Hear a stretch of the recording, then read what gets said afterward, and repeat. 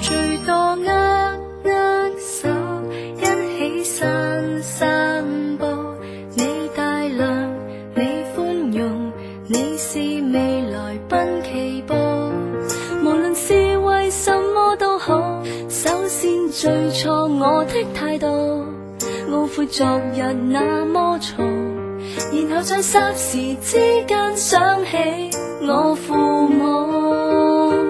我也不想記起，為當天襯衫至你，變心急到極，其實我都很小氣，對不起，是日常常在你附近，便拿着你出氣。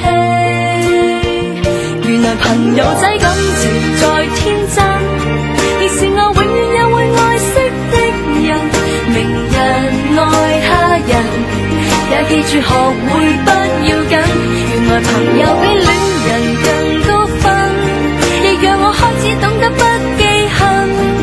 若大家都敏感，我更要永遠記得拒絕再因小事怪人，為何沒有這條校訓？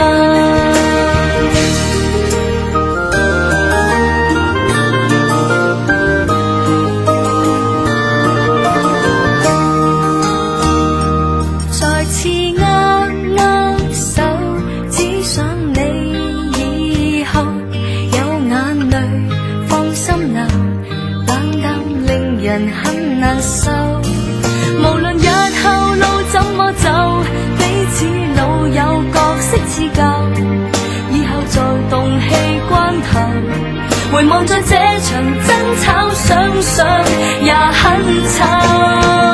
原來朋友仔感情再天真，亦是我永遠也會愛惜的人。明日愛他人，也記住學會不要緊。原來朋友比戀人更高分，亦讓我開始懂得不記恨。若大家都敏感，我更要永遠記得拒絕再因小事怪人，為何沒有這條校訓？仰望着自己的至親，往往太笨用鬥嘴，以後再不懂事過人，如何講我戀人熱吻？